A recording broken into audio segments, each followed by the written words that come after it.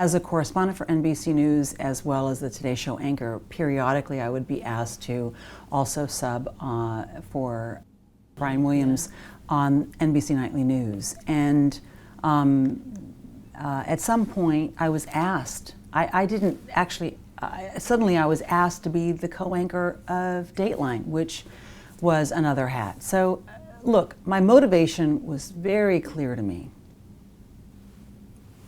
Tell truthful stories, find ways to get stories that don't get covered, right? So, and I'm not afraid of hard work. I've never been afraid of hard work. So, for me, when these opportunities came to me, it just seemed to make, why would I say? In fact, I was very proud of the fact that I could anchor the Today Show in the morning, do nightly news that evening, and have already contributed, or maybe sometimes in a live manner, contributed to Dateline. I love doing long form for Dateline. That was really fun to do long form stories. And when I became an anchor, a co-anchor of Dateline, you know, that was sort of another anchoring thing, but that was largely taped and I could fit it into my schedule. Being live for nightly was probably the most fun because you're spending your entire day thinking about what are the most important stories today, and then trying to be a voice for those stories that need to be covered. And I was able to get stories that might not have been covered, you know, into the broadcast because, you know, I was anchoring, so they said, well, you know, maybe we should put that in. So that felt good. And then, you know, to address the nation as Walter Cronkite addressed the nation. And to say, this is what you really need to know today. And here's my effort to do as best I can a job to give you what you need to know. You may not want to know all this, but you need to know most of what I'm telling you based on what I think and what our team thinks. It's an offering. And I loved that job. I loved filling in whenever I got to do that. So there were many days when I would do the morning and nightly and Dateline that night, and I think all of this just added to my ability to get stories that mattered, and I thought that mattered on network television. I mean, even Dateline did Darfur. Yeah. More than once because of that.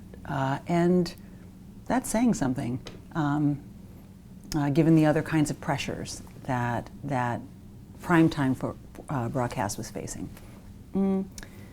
And I'm told that, look, I don't know, I don't pay attention to the business side of things, but I'm told that viewers responded favorably to seeing me on nightly news. And so, you know, all that's really good. And, you know, I never expected that really all the stories that I would do would be welcome, because some of them are hard. I've told you about some of them. But I have felt this. I have felt trusted. That people who watched, I think, my impression is, that they felt that if I was going to take them down a road that may be hard, that it would have been worth it. I think that's ultimately what I won, because they watch them. I mean, I've had news executives tell me, well, we never expected this, but during your story, then we looked at the minute by minutes, which I didn't even know existed, and the numbers actually went up because you were showing people something they'd never seen before, we think. That's probably why. Look, I think again it's about, I think we should never underestimate the capacity of our audience to intake powerful, even difficult stories, told well, written well, and where we don't drop the ball on taking care of making sure that the telling of the story was worth it. So did the platform matter in how you were telling that story, or did you adjust at all for the different Didn't matter. Just how many people can I reach? Mm-hmm. Is there a possibility of benefiting? We were told that the audiences were different, that the morning broadcast was more likely to reach women and men, but largely women. At certain hours we were told the women were older, and certain hours the women were younger, that men were more likely to watch at 7 and less likely to watch at 9. We were told that the evening broadcast Dateline was more